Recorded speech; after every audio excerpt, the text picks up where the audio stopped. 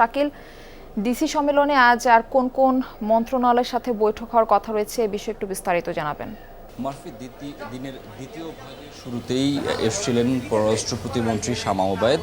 তিনি ডিসিদের সঙ্গে আজকে তার মন্ত্রণালয়ের বিষয়গুলো নিয়ে বৈঠক করেছেন এবং বৈঠক শেষে আমাদেরকে জানিয়েছেন যে তারা যে বিষয়গুলো গুরুত্ব দিয়েছেন ডিসিদের সঙ্গে সেটি হচ্ছে জলবায়ু পরিবর্তন, অভিবাসন বিষয়ে, দালাল চক্রের হাতে পড়ার বিষয়ে যে অনেক মানুষের মৃত্যু হয় দেশের বাইরে, বিশেষ করে ভূমধ্যসাগরীয় এলাকায় এবং মধ্যপ্রাচ্যের নানা স্থানে যাওয়ার জন্য যে অভিবাসী প্রত্যাশীদের মৃত্যু, এটি ঠেকানোর জন্য স্থানীয়ভাবে দালাল চক্রকে ঠেকাতে সচেতনতা তৈরির ক্ষেত্রে ডিসিদের জোরালো ভূমিকা রাখার কথা তিনি বলেছেন।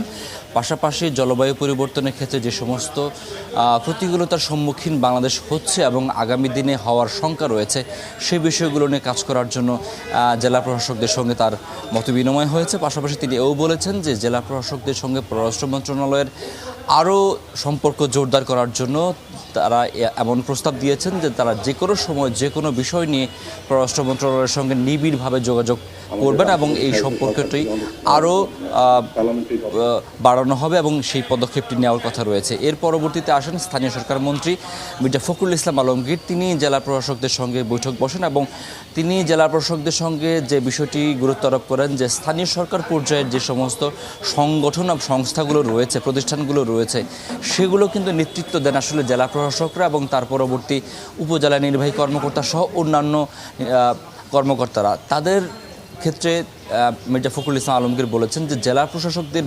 নেতৃস্থানীয় আসতে হবে এবং নেতৃত্ব দিতে হবে যে হচ্ছে জেলা প্রশাসকের যে জায়গাটি আছে সেই জায়গাটিতে থেকে শিক্ষা, সড়ক অবকাঠামো এবং অন্যান্য শিক্ষা অবকাঠামোর ক্ষেত্রে যে কাজগুলো করা হয় সেগুলোর জন্য আরও খুব সহজভাবে সম্পন্ন করা যেতে পারে। পাশাপাশি তাকে সাংবাদিকরা আমরা প্রশ্ন করেছিলাম যে স্থানীয় সরকার নির্বাচনের বিষয়ে।